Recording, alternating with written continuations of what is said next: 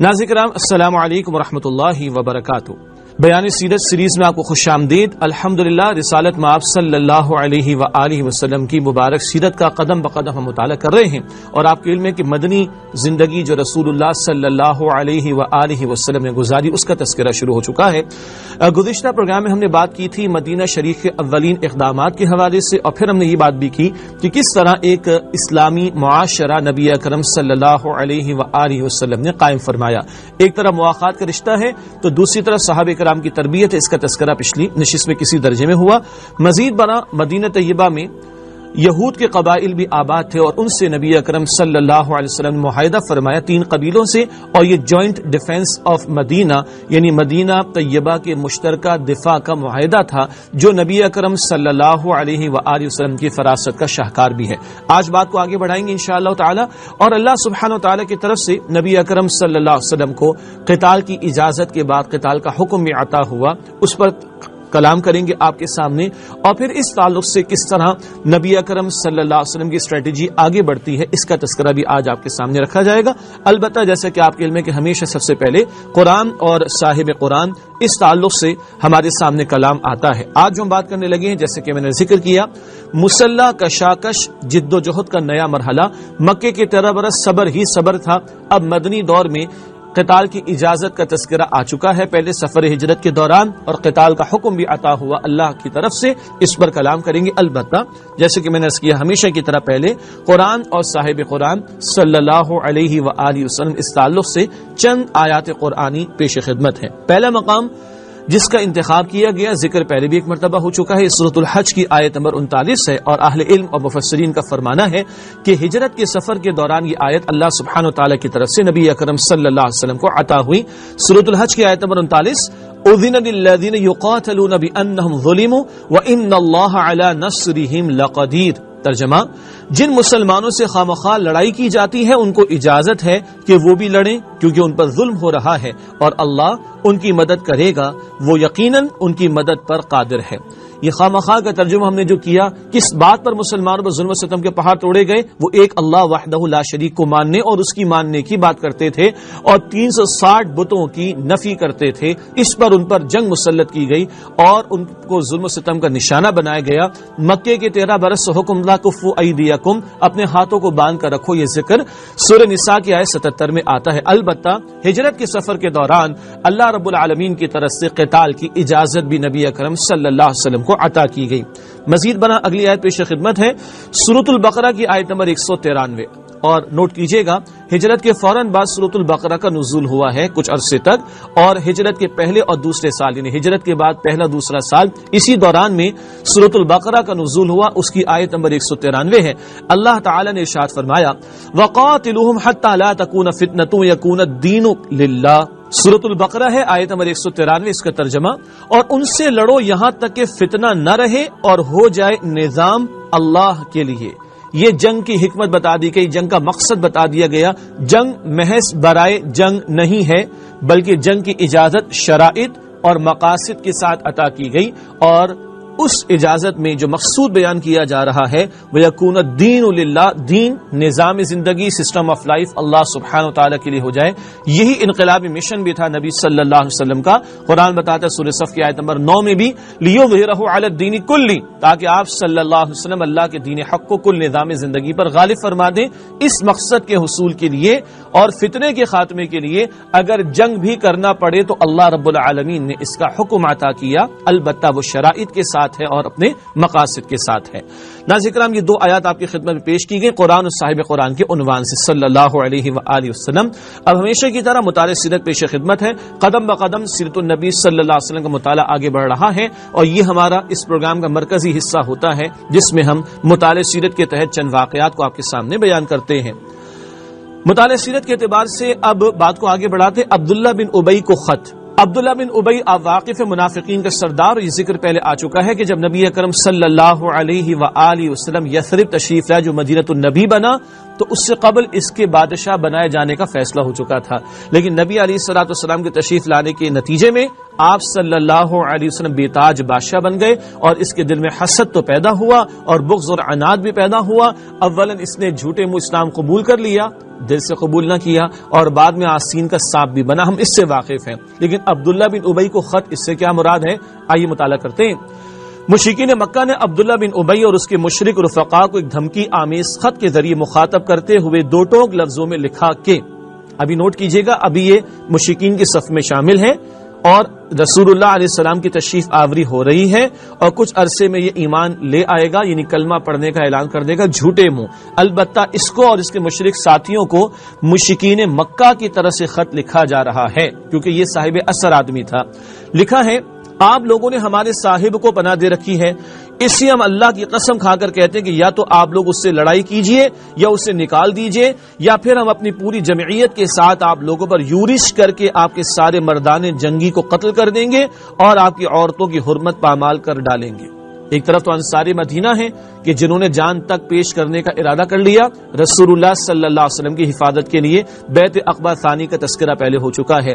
دوسری طرف یہ نام کے مسلمان جیسے لوگ بھی ہوں گے, عبداللہ بن ابی جیسے لوگ. اب ایسے لوگ یا دیگر افراد, ان کو یہ دھمکیاں دی جا رہی ہیں مشرکین مکہ کی طرف سے کہ ان کا ساتھ چھوڑ دو اور ان کو اپنے علاقوں سے نکال دو, ورنہ ہم تمہارے خلاف جنگ جو ہے وہ چھیڑ دیں گے, تمہاری عورتوں کی حرمت پامال کریں گے, تمہارے لڑنے والوں کو قتل کریں گے. یہ خط آ رہا ہے مشرکین مکہ کی طرف سے. مزید بڑا ایک اور واقعہ پیش آیا, مسجد حرام کا دروازہ بند. کیا مراد ہے آئیے اس کو بھی سمجھ لیتے ہیں. اس کے بعد حضرت سعد بن معاذ رضی اللہ تعالی عنہ عمرے کے لیے مکہ گئے اور امیہ بن خلف کے مہمان ہوئے. انہوں نے امیہ سے کہا, میرے لیے کوئی خلوت کا وقت دیکھو, ذرا میں بیت اللہ کا طواف کر لوں. امیہ دوپہر کے قریب انہیں لے کر نکلا تو ابو جہل سے ملاقات ہو گئی.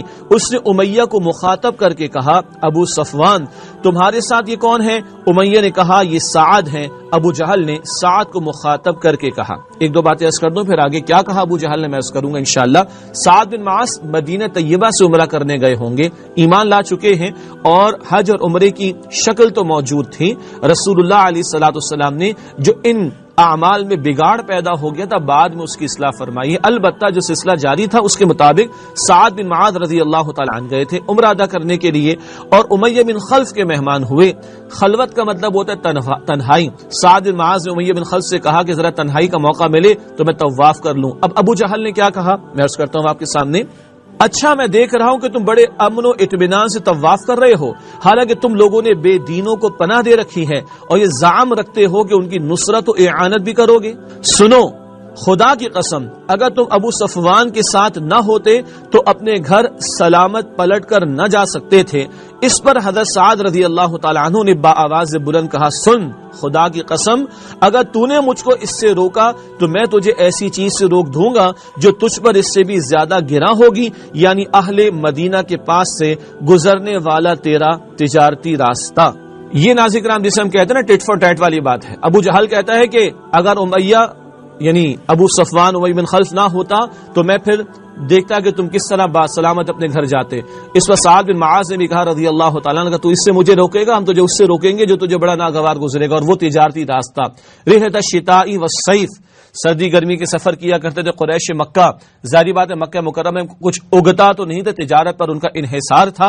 البتہ جو تجارتی لائف لائن تھی, جو ان کے روٹس تھے, وہ راستہ گزرتا تھا مدینہ طیبہ کے پاس سے. تو سعد بن معاذ نے کہا رضی اللہ تعالی عنہ, تم نے یہ دروازہ ہمارے لیے اگر بند کیا تو ہم تجارتی سفر وہ تمہارا روک دیں گے. اور ظاہری بات ہے ابو جہل کو دن میں تارے بھی نظر آ چکے ہوں گے. یہ بھی مواقع ہیں جو نبی اکرم صلی اللہ علیہ وسلم کی حیات طیبہ کے درمیان ہمیں ہوتے ہوئے دکھائی دیتے ہیں.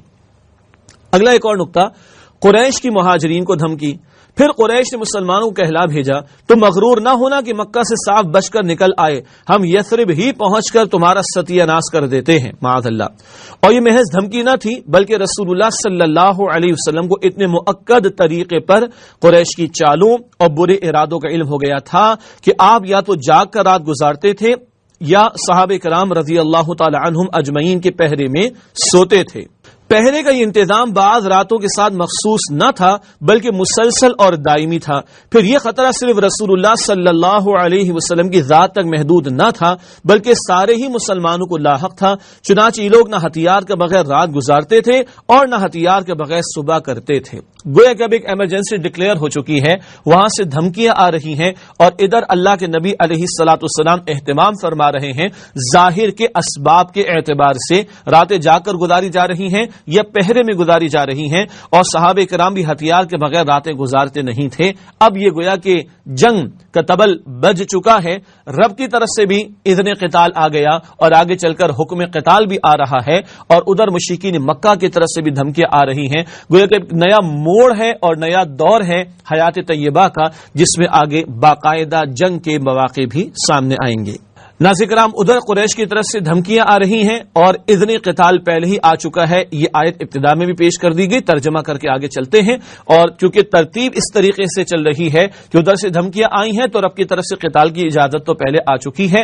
مکے کے 13 برس جنگ کرنے کی اجازت نہیں تھی، ہاتھ اٹھانے کی اجازت نہیں تھی، صبر ہی صبر کی تلقین تھی، صبر محض کی تلقین تھی، ہر بات کو جھیلو، برداشت کرو، اپنے موقف پر ڈٹے رہو، مگر ہاتھ نہ اٹھانا، کوئی اقدام نہ کرنا۔ البتہ سورۃ الحج کی آیت نمبر 39 میں اذن قتال آ چکا ہے۔ ارشاد ہوا اذن للذین یقاتلون بانہم ظلموا وان اللہ علی نصرہم لقدیر۔ ترجمہ، جن مسلمانوں سے خواہ لڑائی کی جاتی ہے ان کو اجازت ہے کہ وہ بھی لڑیں، کیونکہ ان پر ظلم ہو رہا ہے اور اللہ ان کی مدد کرے گا، وہ یقیناً ان کی مدد پر قادر ہے۔ تو اجازت تو اللہ کی طرف سے پہلے عطا ہو گئی۔ اور ایک اور انقلابی پہلو رب العالمین نے وحی کے ذریعے ایمان والوں کو بتایا، اور وہ ہے اسلامی حکومت کی ذمہ داریاں۔ اگر آج تم نے اپنے وطن کو چھوڑا تو اللہ کی خاطر، اس کے دین کی خاطر چھوڑا۔ یہ دین اپنا غلبہ چاہتا ہے، اللہ کی زمین پر اس کے احکامات کا نفاذ ہونا چاہیے۔ ایک خطہ زمین مکہ مکرمہ میں زندگی اجیرن کر دی گئی تو اللہ نے راستہ کھول دیا یثرب یعنی مدینۃ النبی کا، اور وہاں مسلمانوں کو تمکن یعنی ٹھکانہ بھی میسر آئے گا، اختیار بھی میسر آئے گا، اور جب کل ہاتھوں میں اختیار ہوگا تو اللہ کے احکامات کا نفاذ بھی ہوگا، جس کے لیے اسلامی حکومت کا قیام ضروری ہے۔ یہ آیت بھی اللہ رب العالمین نے اہل علم نے فرمایا، مفسرین نے ذکر کیا، ہجرت کے سفر کے دوران ہی عطا فرما دی۔ چنانچہ یہ ہے سورہ حج کی آیت نمبر 41، الحج کی آیت 39 میں اذن قتال آ گیا، قتال کی اجازت، اور الحج کی آیت نمبر 41 میں رب العالمین کی طرف سے اسلامی حکومت کی ذمہ داریوں کا تذکرہ ہوا۔ ارشاد ہوا الذين إن مكناهم في الأرض أقاموا الصلاة وآتوا الزكاة وأمروا بالمعروف ونهوا عن المنكر ولله عاقبة الأمور۔ ترجمہ، سورہ حج کی آیت نمبر 41 کا، یہ وہ لوگ ہیں کہ اگر ہم ان کو زمین میں دسترس دیں تو نماز قائم کریں اور زکوٰۃ ادا کریں اور نیک کام کرنے کا حکم دیں اور برے کاموں سے منع کریں، اور سب کاموں کا انجام اللہ ہی کے اختیار میں ہے۔ یہ سورہ حج کی آیت نمبر 41۔ اللہ تعالیٰ نے 4 فرائض اسلامی حکومت کے بیان کیے، جن کو اللہ زمین پر اختیار اور اقتدار اور دسترس عطا کرے، کیا کرنا ہے؟ نماز کا نظام قائم کرنا۔ اس کا یہ مطلب نہیں کہ گھر میں کسی نے نماز ادا کر لی تو ٹھیک ہے، نہیں، باقاعدہ مساجد کا نظام موجود ہو اور اسلامی حکومت کی ذمہ داری کہ وہ مساجد کا انتظام سنبھالے۔ یہ جو آج ہمیں یہ کرنا پڑ رہا ہے، اس کی بھی ایک بہت بڑی وجہ یہ ہے کہ حکومت اپنی ذمہ داری پوری نہیں کر رہی۔ اسلامی حکومت اگر ہے تو مساجد کا انتظام کرنا اس کے ذمے ہوگا۔ آج تو ہمیں مساجد کا بجلی کا بل بھی پے کرنا پڑتا ہے، گیس کا بل بھی پے کرنا پڑتا ہے، پانی کا بل بھی پے کرنا پڑتا ہے، یہ تمام یوٹیلیٹیز کے بل پے کرنے پڑتے ہیں۔ اسلامی حکومت کی ذمہ داری کو مساجد کا انتظام سنبھالے، مزید برآں وقت کے حکمراں جمعے کا خطبہ بھی دیں۔ خلفائے راشدین تو دیتے تھے، عید کی امامت بھی کریں، نماز کی خطبہ بھی دیں، اور اگر یہ امامت کرنے کے قابل نہیں، مصلی پہ کھڑے ہو کر مسلمانوں کی جماعت کی نماز کی امامت کرنے کے قابل نہیں، تو ایک بہت بڑا سوال نشان ہے کہ کیا یہ مسلمانوں کے حکمران بننے کے قابل ہیں بھی کہ نہیں۔ بہرحال یہ تو دور نبوی میں ورن آیت آئی تھی اور اللہ کے پیغمبر علیہ الصلوۃ والسلام اس وقت امام ہیں، وہاں تو یہ سارے کام ہوئے۔ میں تو عرض کر رہا تھا آج کے اعتبار سے پہلا کام نماز کا قائم کیا جانا، دوسرا کام زکوٰۃ کا ادا کیا جانا، اور جب حکومتی سطح کی بات ہوگی تو زکوٰۃ کی وصولی شامل ہے، زکوٰۃ کی صحیح طریقے پر وصولی، پھر صحیح طریقے پر اس کی ڈسٹریبیوشن، اور زکوٰۃ کے ساتھ عشر کا حکم بھی ہے۔ ہم پاکستان میں رہنے والوں کو جان لینا چاہیے، اور ہمارے علم میں بھی ہے 70-75% آبادی ہماری زراعت کے شعبے سے منسلک ہے۔ ہماری ایکسپورٹ کا 70-75% جو حصہ ہے وہ زراعت سے منسلک پروڈکٹس پر مشتمل ہے، اور کتنی فصلیں اگ رہی ہیں، کتنا بڑا گورنمنٹ کی ریونیو جنریشن کا ذریعہ ہے اگر یہ عشر صحیح طور پر ادا ہو۔ اور آپ کے علم میں ہے زکوٰۃ تو سالانہ بنیادوں پر سال میں ایک مرتبہ صاحب استطاعت صاحب نصاب پر، لیکن عشر ہر فصل پر ادا ہوگا، چاہے سال میں 2 فصلیں آدھی تو 2 مرتبہ عشر ادا کرنا ہوگا، ادا ہی نہیں ہوتا ہمارے ہاں۔ بہرحال تو زکوٰۃ کا نظام ہوگا پورا وصولی کا، اس کی ڈسٹریبیوشن کا۔ نمبر 3 نیکی کا حکم دینا، جہاں زکوٰۃ کے نظام میں سوشل ویلفیئر کا یہ کانسیپٹ ہے کہ معاشرے کے افراد کی بہبود اور فلاح کا اہتمام کیا جا سکے، وہاں ان کی جسمانی اور مادی حاجات سے بڑھ کر ان کی روحانی ضروریات اور اخروی ضروریات کو پورا کرنا، اس کا اہتمام کرنا بھی اسلامی حکومت کی ذمہ داری ہے۔ وہ نیکی کا حکم دیں گے، برے کاموں سے روکیں گے، وہی امر بالمعروف نہی عن المنکر۔ اس امت کو اسی کام کے لیے کھڑا کیا گیا۔ سورہ ال عمران آیت نمبر 110 میں اس امت کو خیر امت اس لیے کہا گیا کہ یہ دوسروں کے لیے برپا کی گئی نیکی کا حکم دے گی، بدی سے روکے گی، اور انتہائی درجے میں اختیار ہوتا ہے حکمرانوں کے پاس، ریاست کے پاس، ان کی ذمہ داری نیکی کا حکم دینا، بدی سے روکنا۔ اور آخری بات، وَلِلَّهِ عَاقِبَةُ الْأُمُورِ، تمام کاموں کا انجام اللہ ہی کے اختیار میں۔ سید ابو الاعلی مودودی رحمۃ اللہ علیہ نے یہاں لکھا ہے اپنی تفسیر تفہیم القرآن میں، یہ بڑا دھمکی آمیز انداز بھی ہے، جن کے پاس اختیار اور اقتدار ہے اگر وہ یہ کام نہیں کرتے تو یاد رکھیں مرنے کے بعد اللہ کو جواب دینا ہے۔ تمام کاموں کا انجام اللہ ہی کی طرف ہے، تمام کام اللہ کی طرف لوٹائے جائیں گے اور اللہ پوچھے گا، جیسے حدیث میں آتا ہے کلکم راعٍ وکلکم مسئول عن رعیتہ، ہر ایک تم میں سے راعی نگہبان، اور اس کی رعیت میں جو لوگ ہوں گے ان کے بارے میں سوال ہوگا۔ باپ ہے تو اولاد کے بارے میں، شوہر ہے تو بیوی کے بارے میں، مالک ہے تو غلام اور کنیز کے بارے میں، اور حکمراں ہے تو رعایا کے بارے میں۔ بڑے لوگ مارکیٹ میں اترے ہوئے، بڑے بڑے سیاستدان جو چاہتے ہیں کہ اگلے حکمراں ہم بن جائیں، بالکل بنو، لیکن یاد رکھنا کل اللہ کو جواب بھی دینا ہے۔ وَلِلَّهِ عَاقِبَةُ الْأُمُورِ، تمام معاملات کا لوٹنا اللہ کی طرف ہے۔ ناظرین کرام، کچھ تفصیل ہو گئی ہمارے حالات کے اعتبار سے، البتہ رسول اللہ علیہ السلام نے اسلامی ریاست، اسلامی حکومت قائم کر کے دکھائی ہے، اور دنیا نے اس کی برکتوں کو دیکھا ہے، اور وہ تاریخ کا حصہ بھی آج ہیں۔ بہرحال یہ آیت بھی سفر ہجرت کے دوران ایک رائے ہے کہ عطا ہوئی، اور مدینہ طیبہ آتے ہی پیش نظر کیا ہے؟ رب کی دھرتی پر رب کا نظام غالب اور قائم ہو، جب اقتدار اور اختیار میسر آئے تو یہ کرنے کے کام ہے۔ یہ مینیفیسٹو ہے ایک اسلامک اسٹیٹ کا، یہ منشور ہے ایک اسلامی ریاست کا، جو رب کائنات نے سورہ حج آیت نمبر 41 میں عطا فرمایا۔ اس کے بعد ایک اور اہم معاملہ ہوا۔ مدنی دور کے آغاز میں سورۃ البقرہ کا نزول ہوا، جیسے کہ میں نے عرض کیا بہت ساری آیات ہیں مگر چند ہی ہم آپ کے سامنے پیش کر رہے ہیں۔ ایک اہم اعلان اللہ کی طرف سے ہوا تحویل امت کا۔ آپ کو علم ہے تحویل قبلہ کا حکم آیا۔ تحویل تبدیل ہونے کو کہتے ہیں، تبدیلی کو کہتے ہیں۔ تحویل قبلہ، پہلے بیت المقدس کی طرف رخ کر کے مسلمان نماز ادا کرتے تھے، اب بیت اللہ کو، خانہ کعبہ کو قبلہ بنائے جانے کا اعلان ہو رہا ہے۔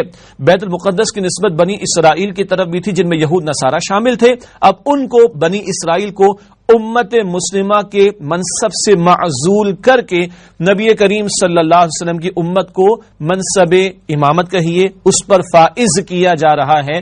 تو اس کا اعلان ہو رہا ہے اس شفٹنگ آف قبلہ کے ذریعے۔ یہ قبلے کی تبدیلی، یہ امت کی تبدیلی کا بھی اعلان تھی۔ مسلمان اب آئے ہیں مدینہ طیبہ میں۔ نوٹ کیجئے گا مدنی صورتوں میں ہمیں ملتا ہے یا ایھا الذین آمنوا، یا ایھا الذین آمنوا، یا ایھا الذین آمنوا، اے ایمان والو، اے ایمان والو، اے ایمان والو۔ خطاب کا یہ انداز مکی صورتوں میں نہیں ملتا، کیونکہ مدنی دور میں آ کر یہ تحویل قبلہ بھی ہوا ہے، اور یہ علامت ہے شفٹنگ آف امہ کی، تحویل امت کی۔ چنانچہ اب اللہ نے فرمایا سورۃ البقرہ آیت نمبر 143 143 میں وَكَذَلِكَ جَعَلْنَاكُمْ أُمَّةً وَسَطًا لِتَكُونُوا شُهَدَاءَ عَلَى النَّاسِ وَيَكُونَ الرَّسُولُ عَلَيْكُمْ شَهِيدًا۔ ترجمہ، اور اسی طرح ہم نے تم کو درمیانی امت بنایا تاکہ تم لوگوں پر گواہ بنو اور پیغمبر آخر الزماں تم پر گواہ بنے۔ اللہ اکبر۔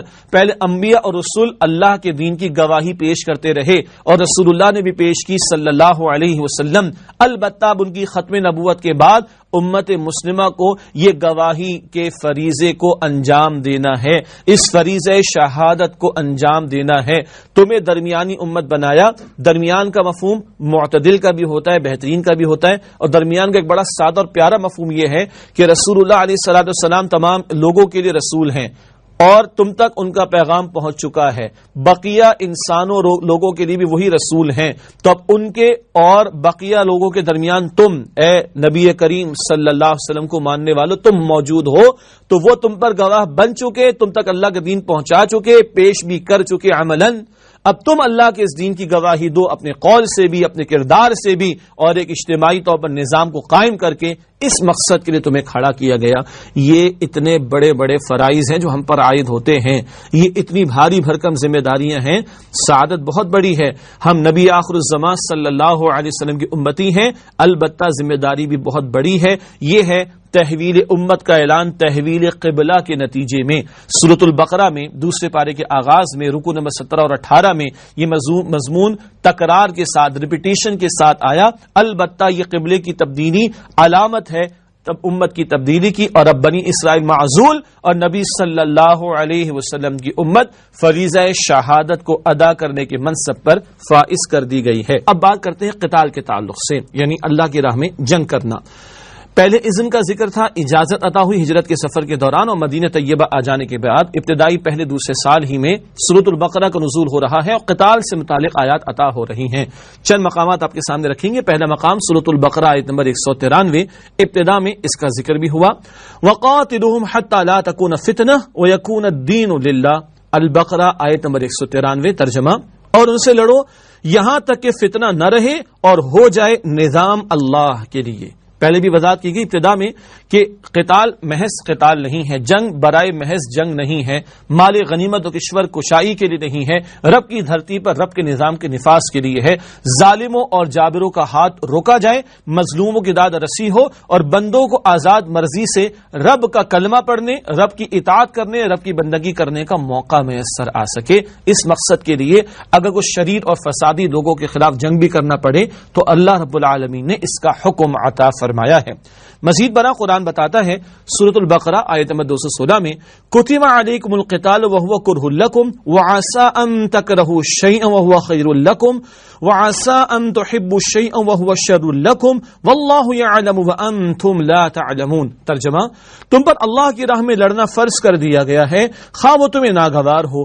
ممکن ہے تم کسی شے کو ناپسند کرو اور وہ تمہارے حق میں بہتر ہو، اور ممکن ہے تم کسی شے کو پسند کرو اور وہ تمہارے لیے نقصان دہ ہو، اور اللہ جانتا ہے اور تم نہیں جانتے۔ سبحان اللہ۔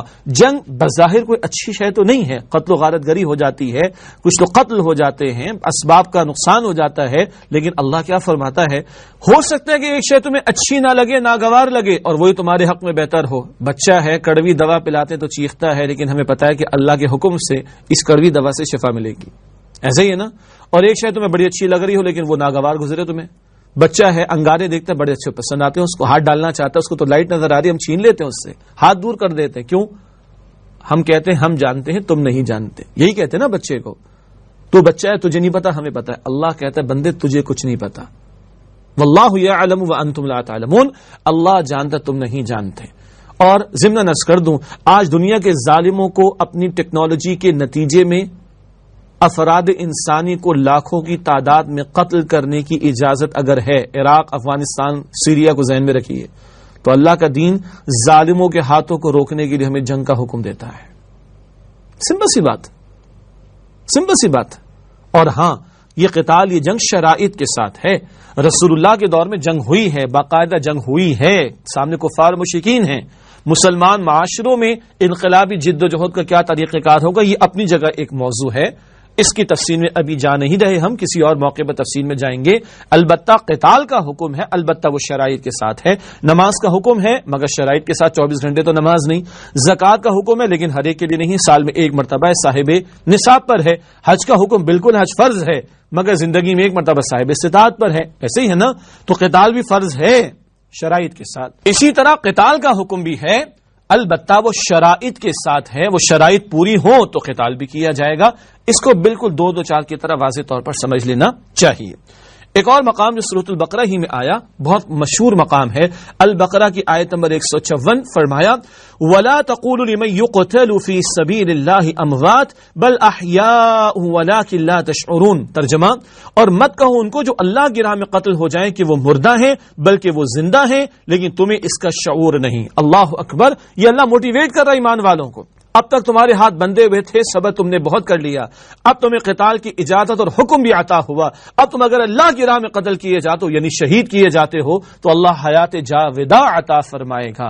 مت کہنا ان کو جو اللہ کی راہ میں قتل کر دیے گئے کہ وہ شہید ہو، وہ قتل ہو گئے، وہ مردہ ہیں، بلکہ وہ زندہ ہیں۔ وَلَٰكِن لَّا تَشْعُرُونَ، مگر تمہیں اس کا شعور نہیں۔ یہ شہداء کے رتبے بلند کا تذکرہ کر کے ایمان والوں کو جنگ کرنے پر ابھارا جا رہا ہے۔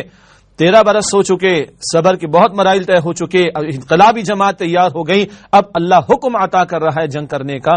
اس کے نتیجے میں کیا ہوا اور رسول اللہ علیہ الصلوۃ والسلام نے کیا کیا اقدامات فرمائے، آئیے اس کا مزید تذکرہ آپ کے سامنے رکھتے ہیں۔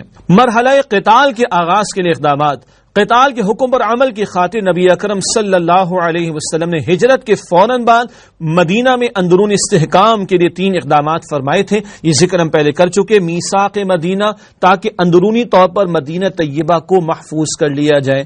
پھر ودن مدینہ طیبہ نمبر 2 انصار مہاجرین کے درمیان مواخات، یہ مسلمانوں کو مضبوط کرنے کے لیے. نمبر 3 مسجد نبوی صلی اللہ علیہ وسلم کی صورت میں ایک مرکز کی تعمیر، مسلمانوں کی روحانی اور دیگر ضروریات کو پورا کرنے اور ان کو ایک مرکز سے جوڑے رکھنے کے لیے.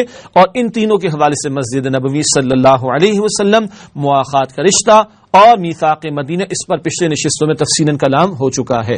مزید برآں مدینہ میں اندرونی استحکام کے بعد قتال فی سبیل اللہ کے مرحلے کی طرف پیش قدمی کے لیے آپ صلی اللہ علیہ وسلم نے 2 اقدامات فرمائے. بہت توجہ فرمائیے گا ناظرین کرام. نمبر 1 مکہ اور مدینہ کے درمیان آباد قبائل سے قریش سے جنگ کی صورت میں غیر جانبدار رہنے کے معاہدے، پولیٹیکل آئسولیشن آف قریش، اس کا اللہ کے رسول علیہ الصلوۃ والسلام نے اہتمام فرمایا. اور یہاں ہم نبی اکرم صلی اللہ علیہ وسلم کی نبوی فراست کے شاہکار کو دیکھ رہے ہیں کہ اندرونی استحکام ہو گیا، جوائنٹ ڈیفنس آف مدینہ کا اہتمام ہو گیا، اور وہ جو بڑا دشمن ہے جو دھمکیاں بھی دے رہا ہے مشرکین مکہ، اب ان سے نمٹنے کی تیاریاں ہو رہی ہیں اور گراؤنڈ تیار کیا جا رہا ہے. نمبر 1 ان کا پولیٹیکل آئسولیشن کا اہتمام فرمایا نبی اکرم صلی اللہ علیہ وسلم نے، یعنی سیاسی طور پر ان کو اکیلا کر دینا، ان کو محدود کر دینا، ان کو کمزور کر دینا.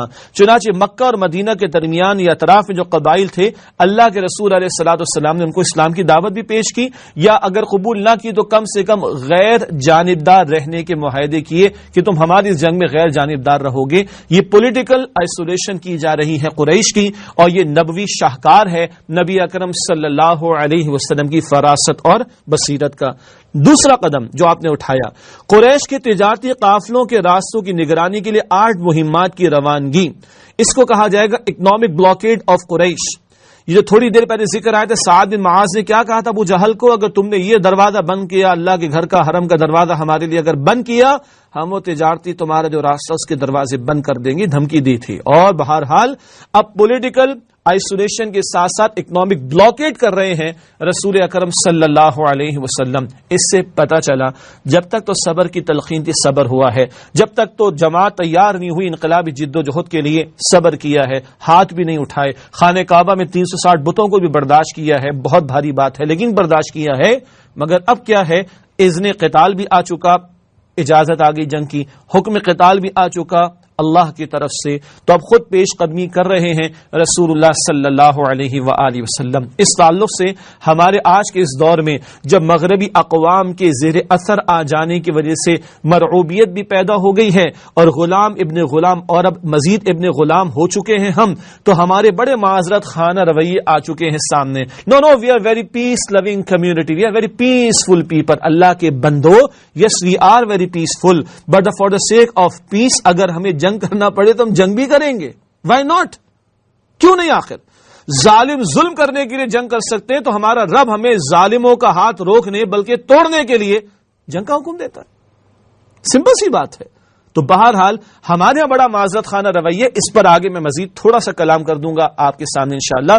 البتہ وہ جو لائف لائن تھی رحلۃ الشتاء والصیف، گرمی اور سردی کے سفر کرنے کے لیے وہ آتے جاتے تھے، اس کو بلاک کرنے کے لیے رسول اللہ صلی اللہ علیہ وسلم نے 8 مہمات روانہ کی ہیں، جو بڑا دلچسپ پہلو ہے سیرت النبی کے بیان کا. تو 3 اقدامات تو اندرونی طور پر مدینہ طیبہ کے استحکام کے لیے میثاق مدینہ، مواخات کا رشتہ، مسجد نبوی کی تعمیر ذکر ہو چکا. اور اب بیرونی دشمن مکہ مکرمہ کے قریش، ان سے نمٹنے کے لیے، ان کی آنکھوں میں آنکھیں ڈال کر بات کرنے کے لیے ان کی پولیٹیکل آئسولیشن اور ان کے اکنامک بلاکیڈ کا فیصلہ کیا ہے اور باقاعدہ عملاً اہتمام کیا ہے رسول اللہ صلی اللہ علیہ وآلہ وسلم نے. مزید آگے بات کو بڑھاتے ہیں. جنگ کی اجازت نازل ہونے کے بعد ان دونوں اقدامات کے طور پر مسلمانوں کی عسکری مہمات کا سلسلہ عملاً شروع ہو گیا. عسکری فوجی اور مہمات ایکسپیڈیشنز کو کہا جاتا ہے.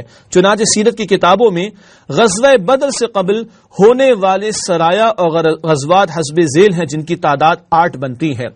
سریہ کی جمع سرایا، یہ وہ مہم ہوتی ہے جس میں اللہ کے نبی صلی اللہ علیہ وسلم کسی صحابی رضی اللہ تعالی عنہ کو امیر بنا کر بھیجتے. اور غزوہ کی جمع غزوات، یہ تو معروف ہے. غزوہ وہ مہم یا ایکسپیڈیشن ہوتا جس میں خود اللہ کے نبی صلی اللہ علیہ وسلم امیر اور لشکر کی عمارت کے طور پر جاتے اور امیر بن کر جاتے. سمپلی اگر اس کو بیان کریں تو سریہ میں کوئی صحابی جاتے، اس کی جمع سرایا، اور غزوہ میں رسول اللہ تشریف لے جاتے خود امیر بن کر، اور اس کی جمع غزوات ہے. میں نے کہا امیر بن کر آپ سب سے بڑے امیر تھے، جب آپ موجود تو آپ ہی امیر ہوں گے اور تو کوئی ہو بھی نہیں سکتا. بات سمپل ہے. دور نبوی صلی اللہ علیہ وسلم میں، نوٹ کیجئے گا، دور نبوی صلی اللہ علیہ وسلم نے تقریباً 83 غزوات اور سرایا کی تعداد ہمیں ملتی ہے. دور نبوی صلی اللہ علیہ وسلم میں تقریباً 83 غزوات اور سرایا کی تعداد ہمیں ملتی ہے.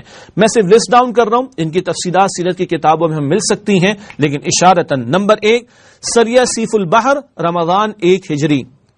نمبر 2 سریہ رابق شوال 1 ہجری. سریہ خرار ذی قعدہ 1 ہجری. غزوہ ابوا یا ودان سفر 2 ہجری. یہ 2 ناموں کی تفصیلات سیرت کی کتابوں میں مل جائیں گی. نمبر 5 غزوہ بوات ربیع الاول 2 ہجری. نمبر 6 غزوہ صفوان ربیع الاول 2 ہجری. نمبر 7 غزوہ ذوالعشیرہ جمادی الاخرہ 2 ہجری. اور آخری نمبر 8 سریہ نخلہ رجب 2 ہجری. اور اس سریہ نخلہ میں ایک مشرک مسلمانوں کے ہاتھوں مارا گیا تھا، جس پر مشرکین مکہ نے واویلا بھی مچایا، اور اس پر اللہ تعالیٰ نے کلام بھی فرمایا سورۃ البقرہ میں. اور یہ واقعہ مزید وجہ بنا آگے چل کر غزوہ بدر کے پہلے باقاعدہ معرکے کا.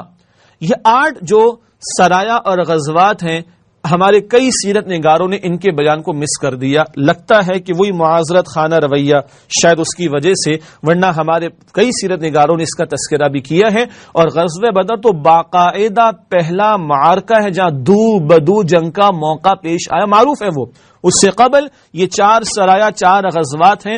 گویا یہ آغاز خود اللہ کے رسول علیہ الصلوۃ والسلام کی طرف سے ہوا. یہ بہت قیمتی بات ہے، اس پر آگے مزید کلام کریں گے انشاءاللہ. ایک مغالطے کا ازالہ، اسی مغالطے کے ازالے میں یہ تفصیلی کلام میں آپ کے سامنے رکھنا چاہوں گا. غزوات اور جنگ کے حوالے سے کیا کیا مغالطے ہمارے یہاں ہیں. کہا جاتا ہے تمام غزوات دفاعی نوعیت کے تھے. اسلام اپنے غلبے کے لیے جنگ اور خون ریزی کے راستے کو اختیار نہیں کرتا. یہ لوگوں کا کہنا ہے، مغرب کے لوگوں کا کہنا بھی ہے. کچھ ہمارے ہاں آج کل جو ہے نا انورٹڈ کاما میں moderate Muslims, soft image of Islam رکھنے والے لوگ اور عقل پرستی کے فتنے کے میں مبتلا لوگ، مغرب سے مرعوب ذہنیت والے لوگ. نہ صاحب، اسلام بڑا پیسفل ریلیجن ہے، ہمارے نزدیک وہ دین ہے. ریلیجن وہ انسان کی انفرادی زندگی سے کلام کرتا ہے. اسلام اللہ نے دین کے طور پر عطا کیا جو انفرادی اجتماعی زندگی کے تمام گوشوں کے لیے رہنمائی عطا کرتا ہے. صاحب یہ بڑی دفاعی جنگیں تھیں، اور اسلام اپنے غلبے کے لیے کوئی جنگ اور خون ریزی کے راستے کو اختیار نہیں کرتا. یہ مغالطہ پھیلایا جاتا ہے. مغرب کا الزام بھی ہے اسلام تلوار کے ذریعے پھیلا. اس میں کوئی شک نہیں اسلام غلبہ چاہتا ہے، اس میں کوئی شک نہیں اسلام اپنے غلبے کے لیے جنگ کا حکم بھی دیتا ہے. البتہ اس میں بھی کوئی شک نہیں کہ تلوار کی زور پر کسی کو کلمہ پڑھوانے کی اجازت اسلام نہیں دیتا. سورہ البقرہ آیت نمبر 256 کا یہی مفہوم ہے، لا اکراہ فی الدین، دین میں کوئی جبر نہیں، دین قبول کرانے میں جبر نہیں، مگر ظالموں کا جبر ختم کرنے کے لیے جبر ہوگا. ظالموں کا جبر ختم کرنے کے لیے جنگ بھی کی جائے گی. وہ جبر ہٹے تو وَرَأَيْتَ النَّاسَ يَدْخُلُونَ فِي دِينِ اللَّهِ أَفْوَاجًا، لوگ جوق در جوق اسلام میں داخل ہوں گے. مشرکین مکہ کے سرداروں کا ظلم اور جبر ہٹا، تبھی تو وَرَأَيْتَ النَّاسَ يَدْخُلُونَ فِي دِينِ اللَّهِ أَفْوَاجًا کا معاملہ پیش آیا. اب لوگ جوق در جوق اسلام میں داخل ہوئے. انفرادی سطح پر گن پوائنٹ پر تلوار کے زور پر کسی سے کلمہ نہیں پڑھوایا جا سکتا. اجتماعی سطح پر اللہ کہتا ہے ظالموں کا جبر ختم کرو، تاکہ جو آزاد مرضی سے اسلام قبول کر کے اللہ کی مکمل بندگی کرنا چاہے اس کے لیے مواقع بھی ہوں اور حالات سازگار اور فیوریبل بھی ہوں اور کوئی رکاوٹ اس کے لیے نہ ہو. تو کہا جاتا ہے مغرب کا الزام اسلام تلوار کے ذریعے پھیلا. اللہ اکبر کبیرہ. ضمن ایک بات کہوں، آج کہا جا رہا ہے آج مسلمان دہشت گرد ہیں، مسلمان تلوار استعمال کرتے ہیں. وہ اللہ کے بندو، پچھلے 50 سال میں 25-30 لاکھ لاشیں ہمارے گریں. Iraq, Afghanistan, Bosnia, Chechnya, Syria, شام، کشمیر، جی 25-30 لاکھ لاشیں 50 سال پچھلے 50 سال میں ہمارے گریں، اور ہم پر الزام ہے دہشت گرد ہیں. نمبر 2، پچھلے 50 60 70 بلکہ 100 برس میں کم و بیش کون سی مسلمان افواج ہیں جو غیر مسلم ممالک میں گئی ہوں اور انہوں نے جبرن کسی کو اسلام قبول کروایا ہو؟ کوئی گیا ہے؟ ہم پٹے ہیں، معاف کیجیے گا، ہم مظلوم بنے ہیں. پچھلے 100 برسوں میں ہماری کوئی آرمی نہیں گئی ہے مسلمانوں کی غیر مسلم ممالک میں کہ گن پوائنٹ پر کسی کو اسلام قبول کروایا جائے. پھر کیوں کہتے ہو کہ دنیا میں سب سے زیادہ ان کے بقول فاسٹسٹ گروئنگ ریلیجن اسلام ہے؟ ہم اسلام کو دین کہتے ہیں، ریلیجن نہیں کہتے. تو کیوں پھر مسلمان کیوں اسلام قبول کر رہے ہیں؟ اور ان قبول کرنے والے جو ریورٹڈ مسلمز ہیں، ریورٹس ہیں، ان میں 70% عورتیں ہیں. ہاں، جبکہ اسلام کے ماننے والوں پر معاذ اللہ الزام ہے کہ ظالم ہوتے ہیں، عورتوں کے حقوق ادا نہیں کرتے. تو ان عورتوں کو کس نے گن پوائنٹ پر مجبور کیا؟ یہ نرے الزامات ہیں، ان الزامات کی کوئی حقیقت نہیں. تو یہ تو مغالطے ہیں کہ اسلام تلوار کے ذریعے پھیلا. رد عمل کے طور پر ہمارے یہ معذرت خانہ انداز اختیار کر لیا گیا. کون سا؟ نہیں صاحب، ہم تو بڑے پیسفل لوگ ہیں. اللہ کے رسول نے جنگ کی تو دفاعی جنگ کی نوعیت تھی، کبھی اقدامی جنگ انہوں نے نہیں کی، کبھی اقدام انہوں نے نہیں فرمایا. اللہ کے بندو، یہ 8 سرایا و غزوات جو بدر سے پہلے ہوئی تو رسول اللہ نے بھیجے صلی اللہ علیہ وسلم. 4 میں خود گئے، مہمات میں 4 آپ نے خود بھیجی ہیں، اور اکنامک بلاکیڈ کیا جا رہے تو خود آپ نے پہل کی صلی اللہ علیہ وآلہ وسلم. چنانچہ آگے ایک اور بات لکھی ہے، بالخصوص ان طبقات میں جو مغرب کی مادی اور سائنسی ترقی سے ذہنی طور پر مربوط ہے. مغرب کیا بات ہے جناب، مستند ہے ان کا فرمایا ہوا، جو وہاں سے آ رہا ہے وہی جو ہے وہ اصل ہے معاذ اللہ. ایسے مرعوب ذہن رکھنے والے افراد وہی اس طرح کی باتیں کرتے ہیں کہ یہ غزوات دفاعی نوعیت کے تھے اور اسلام اپنے غلبے کے لیے کوئی جنگ کی بات نہیں کرتا. اب اس پر ہمارا تبصرہ ہے، جبکہ یہ بات درست نہیں ہے کہ مسلمانوں کی جنگیں محض دفاعی تھیں. آگے مزید اس کا بیان ہے، اسلام دنیا میں عادلانہ نظام قائم کرنا چاہتا ہے، لہذا ظلم کرنے والوں کو پہلے تبلیغ کے ذریعے سمجھایا جاتا ہے. اگر وہ ظلم سے باز نہ آئیں تو پھر ان کے خلاف طاقت استعمال کی جاتی ہے. برائی کو پہلے زبان سے اور پھر ہاتھ سے روکا جاتا ہے. یہ ترتیب اللہ کے رسول علیہ السلام نے اختیار فرمائی. دعوت دیتے رہے، 13 برس تک کردار کی گواہی پیش کرتے رہے، سارا لوگوں کا ظلم برداشت کرتے رہے، اور پھر جب اللہ کی طرف سے اجازت آئی تھی پھر اپنے آپ کو ٹکرایا بھی ان سے. تو اسلام دعوت اور تبلیغ کا حکم پہلے دیتا ہے، اور اگر اس سے بات نہیں بنتی تو پھر ٹکراؤ کا مرحلہ بھی آتا ہے. اور نوٹ کیجئے گا، اس ٹکراؤ کے نتیجے میں بھی کوئی کافر غیر مسلم رہنا چاہے تو رہے، اسلامی حکومت کی بالادستی قبول کر لے، ختم ہوگی بات. یہاں بھی گن پوائنٹ کا جبر نہیں آئے گا اس کے اوپر. لیکن کوئی سرے سے جنگ کا انکار کر دے اسلامی تعلیمات کے اعتبار سے تو یہ قرآن کا انکار ہوگا، اور قرآن کا انکار کرنے والا بہرحال وہ مسلمان نہیں رہ سکتا. مکے والوں کو پورے 13 برس زبان سے سمجھایا گیا اور ان کے ہر ظلم کو کفو ایدیکم، اپنے ہاتھ بندھے رکھو کی ہدایت قرآنی سورۃ النساء آیت نمبر 77 پر عمل کرتے ہوئے برداشت کیا گیا. جب مشرکین ظلم میں بڑھتے چلے گئے تو اللہ کی طرف سے ان کے خلاف جنگ کا حکم آیا اور پہلا مشرک مسلمانوں کے ہاتھوں نخلا میں مارا گیا. گویا اس معاملے میں پہل مسلمانوں ہی کی طرف سے ہوئی. کس معاملے میں؟ اب جو بات آ رہی ہے، ورنہ آپ کو پتا ہے مکی دور میں حضرت یاسر رضی اللہ تعالی عنہ شہید ہوئے، اور ان سے پہلے ان کی زوجہ محترمہ بی بی سمیہ رضی اللہ تعالی عنہ کو بے دردی سے شہید کیا گیا، اور مارے پڑی حضرت بلال رضی اللہ تعالی عنہ کو، حضرت خباب رضی اللہ تعالی عنہ کو، بہت سے اور غلاموں کو اور کنیزوں کو اور نوجوان صحابہ کرام کو. یہ سارا کچھ جھیلا برداشت کیا گیا 13 برس تک. حکم کیا تھا؟ کفوا ایدیکم، اپنے ہاتھوں کو باندھ کر رکھو. ہاتھ اٹھانے کی مکی دور میں اجازت نہیں تھی. اب اجازت آئی اور حکم آیا، اب پہل مسلمانوں کی طرف سے ہوئی ہے. پتہ چلا یہ اسٹریٹجی بدلتی رہی ہے. جب تک تعداد اتنی نہیں تھی، تیاری اتنی نہیں تھی، انقلابی جماعت تیار نہیں تھی، رب نے بھی اجازت نہیں دی اور جماعت کو مضبوط کیا گیا. دعوت کا حق ادا کیا جا رہا ہے، صبر کے مراحل طے کیے جا رہے ہیں، تربیت کے مراحل سے گزارا جا رہا ہے. جب ایک بیس میسر آ گیا مدینہ شریف کی روشنی میں اور صورت میں، اور جماعت تیار ہو چکی ہے، اب ٹکرایا جا رہا ہے. اور جب ٹکرانے کی اجازت آئی اب مسلمان پیچھے تھوڑا ہی رہے گا، اب آگے بڑھ کر جو ہے وہ آنکھوں میں آنکھیں ڈال کر بات کی جائے گی. یہ 2-2-4 کی طرح بات بالکل کلیئر ہے. رسول اللہ علیہ السلام کی مکی زندگی اور رسول اللہ علیہ السلام کی مدنی زندگی سے. مکی زندگی میں قرآن کی تلوار ہے، قرآن کے ذریعے دعوت ہے، تربیت ہے، تزکیہ ہے، جماعت کو تیار کرنا ہے، اللہ والا بنانا ہے، صبر کے مراحل سے گزارنا ہے.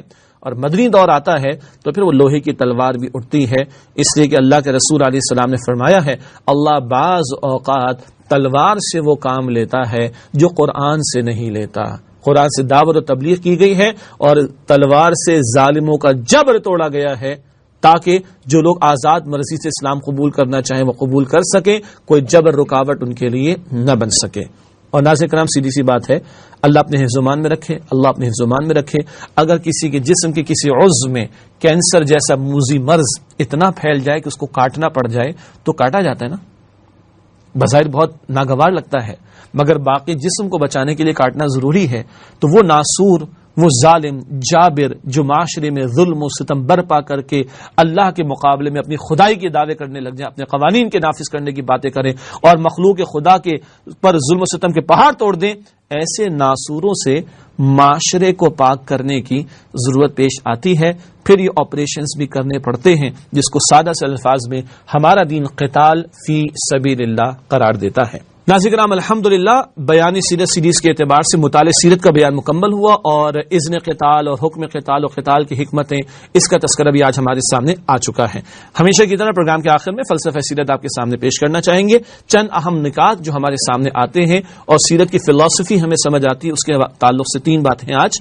پہلی بات، نبی کریم صلی اللہ علیہ وسلم کی انقلابی جد و جہد میں مکی اور مدنی دور میں طریقہ کار کا فرق فلسفہ سیرت کو سمجھنے میں بہت اہم ہے.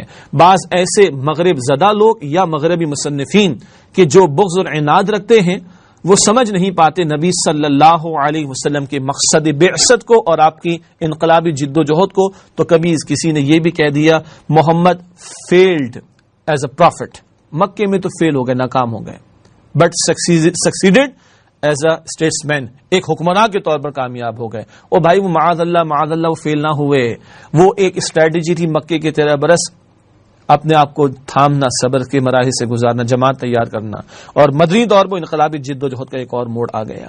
تو یہ جو اسٹریٹجیز بدنی ہیں، یہ نبی علیہ السلام کے مشن کو اور آپ کے انقلابی جد و جہد کو سمجھنے کے لیے بہت قیمتی ہے. نمبر 2، ایک انقلابی جماعت کی تیاری اور حالات کے سازگار ہونے پر قتال کی اجازت اور پھر حکم عطا ہوا. پہلے دن سے قتال کا حکم نہیں آیا، ایک باقاعدہ پوری جماعت تیار ہوئی ہے، تربیت کے مراحل سے، تزکیے کے مراحل سے اس کو گزارا گیا، اللہ والا اسے بنایا گیا، کندن بنایا گیا، مشقتوں سے گزارا گیا، سب کچھ ان کو جھیلنے کے لیے تربیت دی گئی ہے، اور پھر اللہ کی طرف سے اجازت اور حکم عطا ہوا.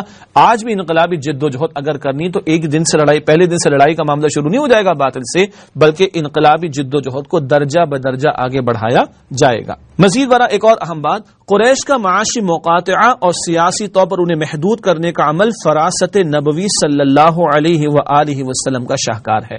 اللہ کے پیغمبر ہی کی ذات سے ہر گوشہ زندگی کا سمجھ آئے گا اور اس کے لیے رہنمائی اور رول ماڈل ہمیں میسر آئے گا. یہ بھی نبوی فراست کا شاہکار ہے جو اکنامک بلاکیٹ کیا گیا قریش مکہ کا، اور ان کو سیاسی طور پر آئسولیٹ کرنے کی کوشش اللہ کے رسول نے فرمائی صلی اللہ علیہ وسلم، اور یہ اقدام خود آپ کی طرف سے ہوا. اس کو بھی ہم نے تفصیلاً آپ کے سامنے بیان کیا. محض ہمیشہ دفاعی اسٹریٹجی نہیں ہے رسول اللہ علیہ السلام کی، بلکہ اوفینسو معاملات بھی ہیں، اقدامی معاملات بھی ہیں، آگے بڑھ کر قدم اٹھانا بھی آپ کی سیرت کا حصہ ہمیں دکھائی دیتا ہے. ناظرین کرام، ہمیشہ کی طرح فلسفہ سیرت کے بعد پیغام سیرت ہمارے لیے کیا فوڈ فار تھاٹ ہے. 2 باتیں آج پیش کریں گے آپ کے سامنے. پہلی بات، انقلابی عمل اپنی فطری رفتار سے آگے بڑھتا ہے. اس ضمن میں کسی قسم کی جلد بازی غیر فطری طرز عمل ہے. اللہ کے رسول علیہ السلام اور صحابہ کرام سے بڑھ کر کون ہوگا جن میں غیرت ایمانی ہو؟ مگر ایک تلخ بات ہے، یعنی ہم لوگوں کے لیے سمجھنا، لیکن وہ سیرت کا حصہ ہے. 13 برس تک 360 بت رکھے ہوئے موجود رہے، ان کو ہاتھ نہیں لگایا گیا. ایسا ہی ہے نا؟ اور ہجرت بھی ہو گئی. لیکن جب 8 ہجری میں مکہ فتح ہوگا تو ایسے ٹوٹے ہیں اللہ اکبر کہ آج تک کبھی نہیں اور قیامت تک کبھی نہیں آئیں گے انشاءاللہ تعالی. تو یہ جو انقلابی عمل ہے، یہ بھی سیکھنے کی واحد سورس وہ خود رسول اللہ علیہ الصلوۃ والسلام کی ذات بابرکات ہے. کامل ترین انقلاب، ہمہ گیر انقلاب، موسٹ کمپریہنسو انقلاب اور ریولوشن وہ رسول اللہ علیہ السلام کا ہے. اگر انقلابی عمل کو سیکھنا ہے تو رسول اللہ کے برپا کردہ انقلاب کا مطالعہ ضروری ہے، جس کا کچھ تذکرہ ابھی ہمارے سامنے آج کی نشست میں آیا ہے. دوسرا نقطہ پیغام سیرت کے طور پر، اللہ تعالی نے قتال فی سبیل اللہ کا حکم اپنی مشیت کے مطابق دیا ہے، جس کی بے شمار حکمتیں اور مقاصد ہیں. اور مقصد ایک اہم کیا آیا؟ فتنہ ختم ہو جائے. ایسے حالات جن میں اللہ کی کامل بندگی ممکن ہے وہ فتنہ ہے، اور ان کو ختم کرنے کے لیے جنگ بھی کرنا پڑے تو ہمارے دین نے حکم دیا ہے، مگر اپنے مواقع پر وہ جنگ ہوگی، شرائط کے ساتھ ہوگی. اگلی بات، اور وَيَكُونَ الدِّينُ لِلَّهِ، دین اللہ کے لیے ہو جائے، نہ مال غنیمت نہ کشور کشائی، ملکوں کو فتح کرنا نہیں مقصود، زمین پر اللہ کی حاکمیت قائم ہو، تبھی انسانوں کو عدل میسر آ سکتا ہے. بندوں کا قانون بندوں پر ظلم کرتا ہے، کچھ بندے مالدار بنتے ہیں، عظیم اکثریت غریب بنتی ہے، اور کچھ کو شاہانہ اختیارات حاصل ہو جاتے ہیں، عظیم اکثریت کو غلامانہ سطح پر زندگی بسر کرنی پڑتی ہے بندوں کے قانون کے تحت. مگر رب نے بادشاہ کو بھی پیدا کیا اور فقیر کو بھی پیدا کیا، امیر کو بھی پیدا کیا اور غریب کو بھی پیدا کیا. جب اس کا حکم زمین پر نافذ ہوگا تبھی لوگوں کو واقعتاً عدل میسر آئے گا. یہ قتال کا ایک بہت بہت بڑا مقصد ہے کہ فتنے کا خاتمہ ہو اور رب کی زمین پر رب کا نظام قائم ہو. ناظرین کرام، ہمیشہ کی طرح آخر میں ایک حدیث رسول صلی اللہ علیہ وآلہ وسلم پیش خدمت ہے. یہ روایت ہے متفق علیہ، یعنی بخاری اور مسلم دونوں میں نقل کی گئی. ایک شخص حضور صلی اللہ علیہ وسلم کی خدمت میں حاضر ہوا اور پوچھا، ایک تو وہ شخص ہے جو مال غنیمت حاصل کرنے کے لیے جنگ کرتا ہے، ایک وہ شخص ہے جو شہرت کے لیے جنگ کرتا ہے، اور ایک وہ شخص ہے جو اپنی بہادری دکھانے کے لیے جنگ کرتا ہے. تو ان میں کون اللہ کی راہ میں ہے؟ کون فی سبیل اللہ جنگ کر رہا ہے؟ ایک کون ہے مال غنیمت لینا چاہتا ہے، ایک کون ہے شہرت چاہتا ہے، ایک کون ہے بہادری کے چرچے چاہتا ہے. اللہ کے نبی بتائیے کون اللہ کی راہ میں جنگ کر رہا ہے؟ سبحان اللہ. حضور صلی اللہ علیہ وسلم نے فرمایا، جو شخص اس لیے جنگ کرے تاکہ اللہ کا کلمہ یعنی دین سربلند ہو، وہی حقیقی مجاہد ہے. یہ ہے قتال کا مقصد، نہ مال غنیمت، نہ کشور کشائی، نہ شہرت، نہ کچھ اور چرچے، بلکہ مقصد رب کی زمین پر رب کا کلمہ سربلند ہو، اس کا دین غالب اور قائم ہو جائے. یہی قتال کا مقصد ہے. یہی رسول اللہ صلی اللہ علیہ وسلم کا مقصد بعثت بھی تھا، لِيُظْهِرَهُ عَلَى الدِّينِ كُلِّهِ، سورہ صف آیت نمبر 9، تاکہ آپ صلی اللہ علیہ وسلم اس دین حق کو کل نظام زندگی پر غالب فرما دیں. اللہ سے دعا ہے کہ اللہ سبحانہ وتعالی مجھے اور آپ کو اپنے دین کی سربلندی اور اپنے دین کے غلبے کی جد و جہد کے لیے قبول فرمائے. آمین یا رب العالمین. اللہم صلی علی محمد وعلی آل محمد کما صلیت علی ابراہیم وعلی آل ابراہیم انک حمید مجید. اللہم بارک علی محمد وعلی آل محمد کما بارکت علی ابراہیم وعلی آل ابراہیم انک حمید مجید. وآخر دعوانا ان الحمد للہ رب العالمین. والسلام علیکم ورحمۃ اللہ وبرکاتہ.